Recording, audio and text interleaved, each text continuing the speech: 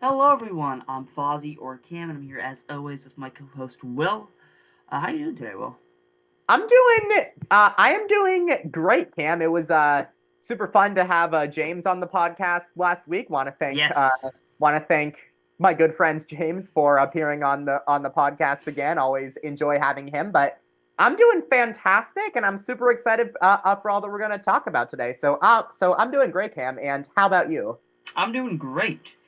So today we have a nice classic episode of the Everything Podcast, we're back to the consistent schedule for real, and this is just like a classic Everything Podcast episode. So yeah, super happy about that. Last week's episode with James was great. And we do have some unfortunate or fortunate news, depending on how you wanna think about it. Our friend of the podcast, if you will, um, Mike, who's been on the New Year's specials, and he's been here or there. He's made appearances on the podcast several times. Um, he he'll be returning to the podcast after making some comments on how I think he thinks he's another host of the podcast, which he's not. But that'll all be addressed next week, or I think it'll be next week when he makes his return to being a regular guest on the podcast. But there'll be more info there. But just prepare yourselves for a more annoying episode next week, because we'll have to deal with Mike again. But anyway, we have a good episode this week. We're going to start off briefly. I just wanted to talk about a concert that I went to a few weeks ago. I'd mentioned it before. I think we had a podcast like the night before, or something like Yeah, that. I think so. Yeah, the night or I don't know, whenever it was before the concert. I went to a Childish Gambino concert, and it was great. But before that, I went to two concerts that week. I went to a Ken Carson concert. If you're not familiar with his music, um, it might not be for you. It might be for you. I don't know. Um, but I went to his concert. He's a rapper. Um, if you want a description, I describe him as kind of like the heavy metal of hip hop. Um, I enjoy his music. It's a lot of fun to listen to. But I went to his concert. It was at a smaller venue in Boston. Ken Carson played at where was it? Um, forget where it was. Roadrunner Boston. Roadrunner Boston. Yeah, I saw him there. It's a nice, super nice venue. I'd love to go back there. It was my first time at that specific venue. So we went in there. We skipped the opener because the guy's name was Tu Hollis, and he's in the same sort of vein as Ken Carson. He just has a smaller discography of music. Um, I'm not a fan of Tu Hollis. And my friend who I went with also wasn't a fan of Tu Hollis. Um, so we came in. He was on his last song. We got to watch that, and we moved in. We had floor seats, which at hip hop concerts these days, especially ones like this, are crazy. People are throwing hands, and it's annoying. But we got floor seats, which are super close to the stage, but you have to deal with people pushing you around and stuff. So we go off to the side-ish. We still have a great view, but we're not being trampled by these other people. So we situate ourselves perfectly, right? We see the last song of Tu Hollis' performance, and Ken Carson gears up. He does a 90-minute set, which was pretty short, but he played all his hits. He played all the songs that I wanted to hear. It was a super fun time. I wasn't in the middle getting trampled by people. I was right where I wanted to be. I had a super fun time. And then with these smaller venues, you actually usually have a chance to meet the artist after the show. Um, Danny Brown, who's an artist I listen to, I saw him in March at Paradise in Boston, Paradise Rock Club, a super small venue, and we got to meet him. I got a picture with him and everything. Great guy. Um, he's a musician. He also has a podcast. Funny enough.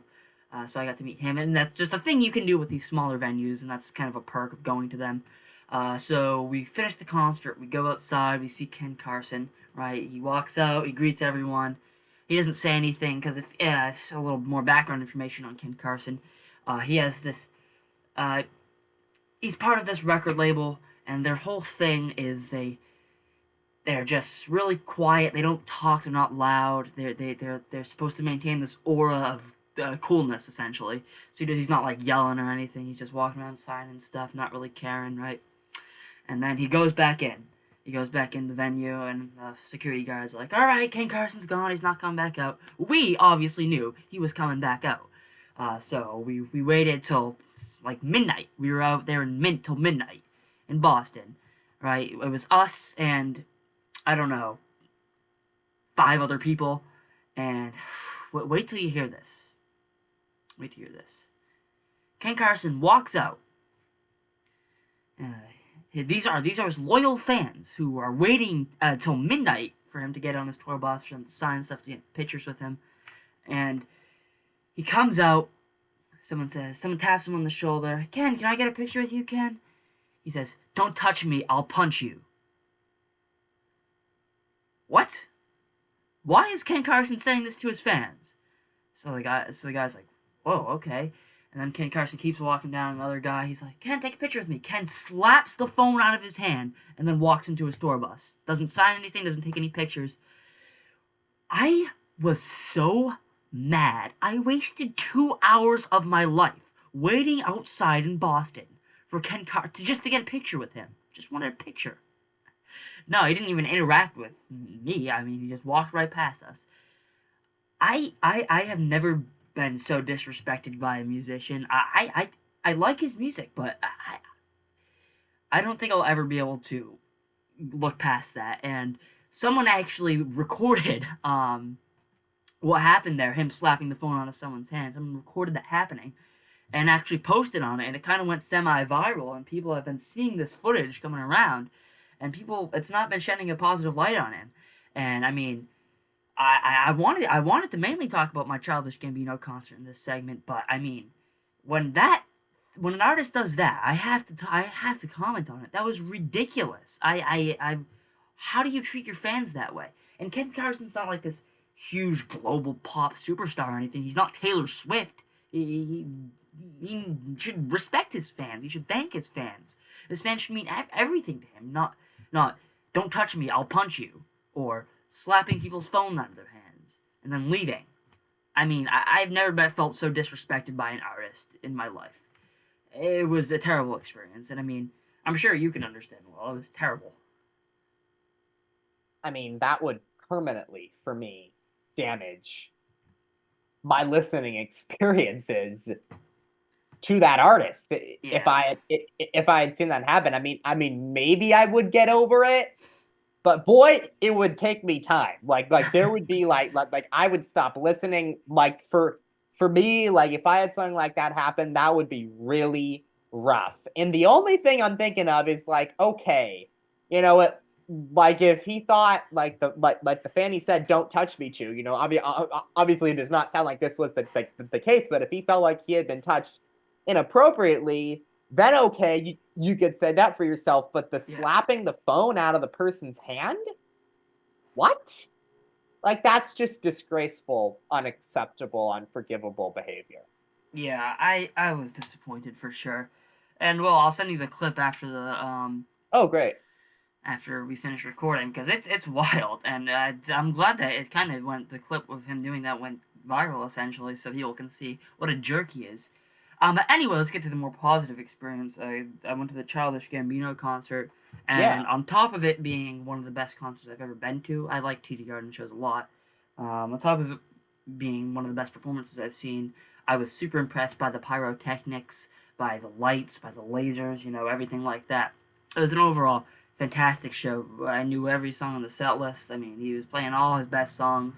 He was playing his older music, new music, because it's supposed to be his last tour. So yeah, I really really enjoyed this stuff. This concert. The opener was Willow Smith, who's actually Will Smith's daughter. I don't listen to her music a whole lot, but I thought she was a good enough opener. And yeah, I enjoyed that show much more than I ended up enjoying Ken Carson. Um, but I don't think I'll ever be able to listen to Ken Carson the same after that whole incident too. But yep, the Childish Gambino concert was great. Anywho, let's move on to NFL Week 2. Oh, Yeah. man. Well, I've been talking for a while. You can take the floor on this one. You can start with this. What are your thoughts this week on the NFL?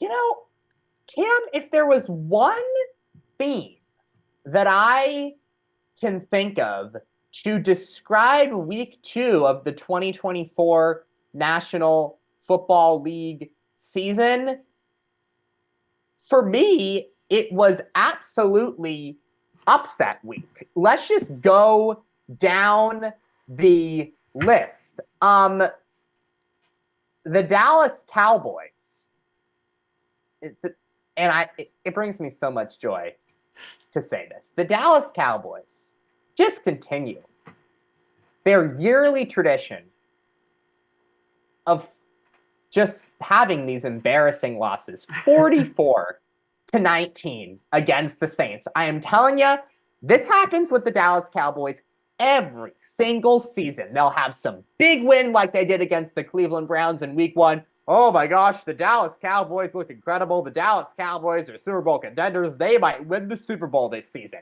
And then they have these losses every season again and again and again and again, just continuing to go to show that they don't know how to show up at the biggest games. And what happens when the postseason comes? Sure enough, usually wild card round, divisional round at the farthest, exit. I'm sorry, but I've seen this with the Dallas Cowboys every season. If someone were to say to me, oh, it's just one game, Dallas will bounce back, my response to you would be, I've seen this exact same thing happen with Dallas in past seasons. They'll have these losses, and then they'll have some embarrassing early playoff exit later in the season. So no, this is not to me just any old loss for the Dallas Cowboys. To me, this is completely in line with what they have shown themselves to do. So that's number one. Number two, the Tampa Bay Buccaneers over the Detroit Lions, 20-16. The Minnesota Vikings over the reigning NFC champion San Francisco 49ers, 24 or 23 to 17. The Raiders 26-23 over the Ravens, who were in the AFC Championship. I am the 0 wins for the Ravens, 0-2. What? And then the Philadelphia Eagles, who were in the Super Bowl 2 seasons ago, 22-21 loss to the Atlanta Falcons. So the theme to me of this week was truly upset week. And look, besides the Dallas Cowboys, for all those other teams, it is still early in the season. There's a long way to go. Teams have losses. That being said, for there to be this many upsets by teams you would have expected to win games that they didn't, that was a little eyebrow raising for me. In terms of our Patriots, I'm going to take the positive view, Cam. This is a new era. I wasn't expecting much from them this season. They had an incredible upset win over the Cincinnati Bengals in week 1. Talk about upsets. Another that upset. Was a huge one. Yeah. And then this week, only losing in OT 23-20 to the Seahawks. I'm going to take the positive view with the Patriots upset win in week 1, close loss in week 2. I'd say that's about all that I could ask for out of this new era. So I'm going to take the positive view with the Patriots. But the final thing I'll say, Cam, and look, I've heard people. I was watching First Take on Monday, and they were saying that the Chiefs actually didn't play well in their game against the Bengals, which they ended up obviously winning. But 26-25, the Chiefs that ended up beating the Bengals. Cam, I gotta be honest with you. Did the Chiefs, not play great, and the Bengals outplayed them for most of the game, and the Bengals were the ones who deserved to win the game? Maybe. But I have a different take, Cam. I think this is what Super Bowl teams do. They find a way to win even when they don't play well. They don't play well, and yet they somehow still come out victorious. Let's take a look at the USA men's basketball team over the summer. I remember a couple of their exhibition games. People were like, "Oh my gosh, they only won by 3 points. They only won by one. Why are these games so close?" I was thinking, you could have a totally different mindset. You could say, "Yeah, they didn't play great, but they still won." That goes to show how good they are. They were down by 17 in their second to last game, ended up winning. Lead cut to three against France in the gold medal game. Steph Curry hits 4 threes, erupts when right at the right time, ends up winning them the game. So what I keep coming back to with the Chiefs. For anybody who says they didn't play well in week 2 against the Bengals, that may be true, but I'm telling you, this is what Super Bowl teams do. They find a way to win even when they're not playing well. And that's what I'm seeing with the Chiefs. They had 2 tough opponents in these first 2 weeks, just right out of the gate, the Ravens and the Bengals. Win and win. They are 2-0. I don't care how it goes. That is a great start to the season, in my opinion, if you're the Kansas City Chiefs. And as much as I hate to say it, Cam, I mean, listen, I think winning 3 Super Bowls is really difficult. There's a reason it might have been done like once way back, but there's a reason. Like in the 21st century, since the calendar turned to 2000, there has not been a three-peat. It is really hard to do. But then I thought, the Chiefs won the Super Bowl last season, and they weren't even good. They weren't even playing well in the regular season, and they found a way to win. And now they're better this season than they were last season. And last season, they weren't even good, and they somehow found a way to win the Super Bowl in the end. So as much as I hate to say it, I'm just like, I can't ignore the Kansas City Chiefs. There's nothing that makes me not want to bet on Patrick Mahomes until I see otherwise. The Chiefs are really blowing me away, and I'm honestly at the point, Josh Allen struggles losing to Patrick Mahomes. Lamar Jackson struggles losing to Patrick Mahomes. Joe Burrow did beat Patrick Mahomes in one AFC Championship game, but, has been losing to him a little more lately, and then did suffer an AFC Championship game, lost the following year to him. I'm just at a point where I'm like, boy, Josh Allen and Lamar Jackson and Joe Burrow, maybe they're just losing to Patrick Mahomes because everybody's losing to Patrick Mahomes. He's the best quarterback in the league right now. And as much as I hate to say it, I think the Chiefs might three-peat this year, Cam. I just don't think they're going away. I really, really don't. Yeah, and like you said, as much as it pains me to say it, I think we kind of knew this before the season even started. But I mean, what we didn't know was that the Ravens would go 0-2. I mean, I don't even know what's happening there. The team improved from last year. Same thing as the Chiefs, except they're doing worse than last year. I mean, you'd think getting Derrick Henry added to your roster would improve your team. Derrick Henry, one of the best running backs in the NFL. No, I mean, it's still early in the season, and the team can have a few losses. That's fine. But, I mean, 0-2 this early in the season, playing into that in a different way. But, I mean, it's looking rough for the Ravens. And, I mean, I like the Ravens. I want Lamar Jackson to be successful. I want him to beat Patrick Mahomes. But week 1 already losing to Mahomes is really unfortunate, especially for us Chiefs haters out there. But yeah, you said it with the Chiefs. They won the Super Bowl last year. They weren't that good of a team. Travis Kelce had one of his worst seasons in a while, and he was still so highly praised. I mean, if you look at the stats, that's just how it is. And now they're even more loaded than before. And Patrick Mahomes is throwing behind the back passes in preseason, and they're beating the Ravens week 1. I think they're probably gonna go for the three-peat. I think it's gonna happen, and I'm shocked. I can't believe it that they're even better than last year, and it's just we deserve this. I deserve this. We all deserve this as Patriots fans. We never got a three-peat, but I mean, we had the nastiest quarterback in the NFL for like 20 years. I mean, right? So, and we had the best coach of all time for also like 20 years, and I think this is what we deserve at this point.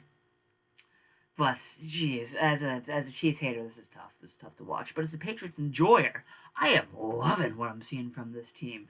I mean, unfortunately, I had to work from 1:30 to 4:30, which were the Patriots' time. So I've had to resort to highlights and clips, which has been incredibly annoying. But I mean, it's whatever. Um, I was there at work. I was washing dishes as a dishwasher. I was checking my phone. Patriots are winning. Okay. Oh, the Patriots are down.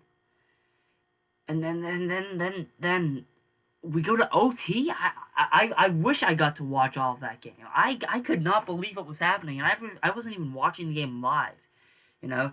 So I mean, I'm happy with how this is going for the Patriots. I mean, obviously not the season, not the team you'd want it to be, right? But all things considered, new coach, new quarterback, all things considered, this is going better than I think a lot of us thought it was, and a close game against the Seahawks. I mean, I'm happy with that. You know, with a season that was supposed to be a fully rebuilding season, a close game like that in OT, yeah, I'll take that every day. And a win over the Bengals, over Joe Burrow, one of the best quarterbacks in the NFL, yeah, sign me up. I'll take that. You know, and I'm as a Patriots fan, I am optimistic with how this season's going. I'm looking forward to seeing more from this team, and I'm happy with how it's gone so far. But now we have to talk about something that we actually haven't, I don't think, had a chance to talk about in detail, really.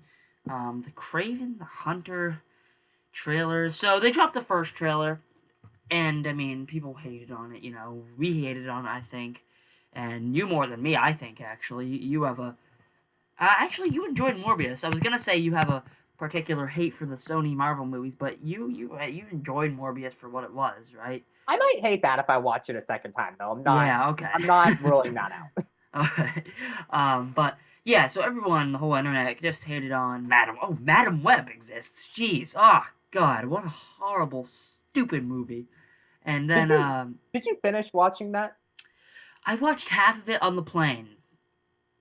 That was it. I mean, and I ended Yeah. up a YouTuber I like, Cosmonaut Variety Hour. He makes these videos on superhero movies and stuff, and he made like a 45-minute video breaking down Madam Web. So I got to essentially know what happened the rest of the movie. Which I mean, I'm not saying I watched the movie, but at least I know what happened. If Right. don't watch the movie. It was the only reason I even started it was because I was on an airplane and there was literally nothing else I could do. Yeah. But I mean, yeah, avoid that movie at all costs. So less movies like that get made. Um, but Craven, we watched the first trailer, hated it. This second trailer, they did reshoots, by the way. I think it looks kind of good. I think it looks I think it looks pretty good. I can't lie. I was actually very impressed with this. I think the Rhino actually looks cool. They did something cool with that. And I mean, I don't think it's gonna be amazing, but it looks better than I thought it was gonna be. And I think Sony Universe with these type of characters, they need R-rated movies. Like Venom should have been R-rated. Morbius should have been R-rated. A vampire horror type movie, yeah, that should have been R-rated. I mean, it just would make it that much more immersive, right? So I'm glad they're finally going that route and finally allowing these characters to get more accurate to how they should be portrayed, right? So I'm happy about that, and I think the action looks great, and I am optimistic about this movie. I'm happy with how the trailers looked. What were your thoughts, Will? Uh they still gotta prove it to me. I mean, I wouldn't say it looks like horrible, but I don't think it I mean, I don't looks think it's a amazing. Yeah, masterpiece. and I think it can be sometimes a little harder too to kind of get behind these more anti-hero characters that have more complicated aspects to them. Not that they can't be compelling when done well, but this is one they still got to prove it to me. You know, I'll see it, but they've got to do more to actually get me excited for it. Yeah, I'm with you, and that's kind of how I'm feeling with this new Venom movie, which is still part of that whole Sony thing. Um, uh, Yeah. they could have gone bigger. They could have done something else. I mean, I love Tom Hardy. I think Tom Hardy's a great actor. I'm one of the few people who loved his performance as Bane. But come on, I mean, this doesn't look like it's gonna go with a bang, and could be proven wrong, right? But it just looks like another follow up. But if this was the second movie, I'd be fine with that. But this is supposed to be the grand finale. It's supposed to be the last dance because it's called Venom: The Last Dance, right? So I think they probably could have gone bigger than what it's looking like they're gonna do. And they did reshoots and stuff, so maybe that'll be incorporated into the movie after they got this reception. Um, but yeah, as of now, I'm weary and about this movie. I am concerned, kind of, because I think with Tom Hardy being a Yeah. co-writer on the script, someone I trust like Tom Hardy co-writing the script, making something that doesn't look that good, it's disappointing to be completely honest. Because I really like Tom Hardy, you know. Um, but yeah, that's enough Sony talk for today. I can't stand that universe, Will. I can't stand that Marvel universe. It should never have existed. Venom. Oh, I like Venom. That's it. I only like Venom. I shouldn't have to watch Madam Web. I shouldn't have to watch Craven the Hunter. I mean, Right. I'm only saying it looks good because it exists. I didn't need it to exist. I wasn't like, oh yes, I need this to exist. Whereas like I wanted there to be a Spider-Man movie. I don't want a Craven movie. I don't care. I mean, Right. not that the fact that it exists. I mean, I'm gonna look into it. That's just how I feel about that whole stupid Sony universe. It shouldn't exist. It should not exist. And I agree with you. Venom 3 to me just looks very just, meh. I'm just like, Yeah, that's the make me, best way to I'm like, describe it. make me care, and they're not doing it for me so far. Yeah, for sure. And I don't know. I think they just constantly miss the mark with that series of Good stupid good thing it's movies. not coming from the MCU. Good thing it's coming from Yeah, Sony and not Kevin Feige. the MCU has all their bad content to focus on making, like Agatha. Ugh. Premiering at with a 72 on Rotten Tomatoes. If anyone's wondering, we just I checked that. I will say this though. I do expect Agatha to be better than Craven and Venom. I don't expect Agatha to be great, but I do expect it to be better than what Sony has to offer this year. Agatha went up to a 76 on Rotten Tomatoes. From the audience or the critics? Audience, the critics aren't out yet. Okay. I'm Okay. surprised. That's weird. Is that not weird that the critics aren't out yet? I don't Yeah, know. that is strange, but I, I I don't don't know. know. Cool. Maybe Marvel doesn't want the critics to influence the fans' Yeah, I thoughts on guess. the show. But and is that tomorrow? Is it drop tomorrow? I'm not sure. It's either tomorrow or Friday. I'll double check. Yeah. Anyway, I also wanted to briefly mention this with these new shows coming out. Yeah. Um, the Penguin has been a show that I've been anticipating. It's a follow up to the 2022 movie, The Batman, which I just recently rewatched. It's so good. It is such a good movie. The Yeah. Batman is fantastic. So I'm glad we're getting more content from that universe. So yeah, I'll definitely be watching that show. And as it goes on, I'll give you my thoughts on it. And starting off with good reviews, it's at a 91 right now, which is really good to see. Um, also, briefly wanted to talk about Bob Dylan trailer. Whew. I Yeah. was nervous. Timothy Chalamet, he's playing I know. everyone these days. He's I really know. going to be able to pull off Bob Dylan. Boom, sold. Immediately sold. The teaser trailer, it's got me. I, isn't that Timothy Chalamet singing in the trailer too? Yes, it is. Yes, it is. Just like My in goodness. Wonka. Yeah, he's so talented. He's a great actor, Yeah. and it hooked me. What can I say? I couldn't believe it. What were your thoughts on the trailer? Well, I thought the trailer was fantastic, and I will say, certain Timothy Chalamet movies I enjoy more than others. Like, for instance, Wonka, I personally gravitate toward much more than Dune. That being said, like, there has never been a movie like of his where I've like been like, boy, like that was yeah, a terrible acting performance, and like he did a bad job in that role. I have been on the record saying that I have an immense amount of respect for how he's handled his career so far, starting off with his breakout came in 2017 with 2 independent films, Lady Bird and Call Me by Your Name, and then he did Yeah, super Dune, impressive. this big sci-fi blockbuster movie, and then he did a musical, Wonka. And now he's playing Bob Dylan. So, I've been on the record saying I'm so impressed with the diversity of roles which he's shown himself capable of playing. And if he keeps this up, I just think it's going to be his movie, or I think it's going to be his Hollywood, and we'll just be living in it if he keeps up at the rate that he's doing right now. Because I truly do feel he's done a phenomenal job managing his career. And I'll leave it to the Bob Dylan experts, which I'm not, to truly judge this trailer. But my dad loves Bob Dylan, and he thought the trailer was excellent. So that to me kind of tells you all that you need to know. And look, like does Timothy Chalamet have like the voice of like Kelly Kelly Clarkson, or somebody who has like one of the most amazing voices out there?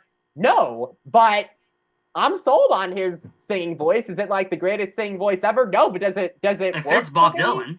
Yes, and as you said, it totally fits Bob Dylan. And James Mangold, I have faith in as a director. I think his movie Copland is very good. That to me is an underrated Sylvester Stallone lead performance right there. So credit to Timothy Chalamet, man. He just keeps doing it. He's showing that he now has the capability to sing in movies and have people sold by his singing voice. So just hats off to Timothy Chalamet, man. He just keeps doing it, and I think this movie looks fantastic. Agreed. And yeah, that about wraps up this episode of the Everything Podcast. Well, thank you very much for joining me, as always, and we'll be back next week with, like we said, a slightly more annoying episode. Yes, thanks for joining me, everyone. Thanks for joining as always, and yeah, we'll see you next time.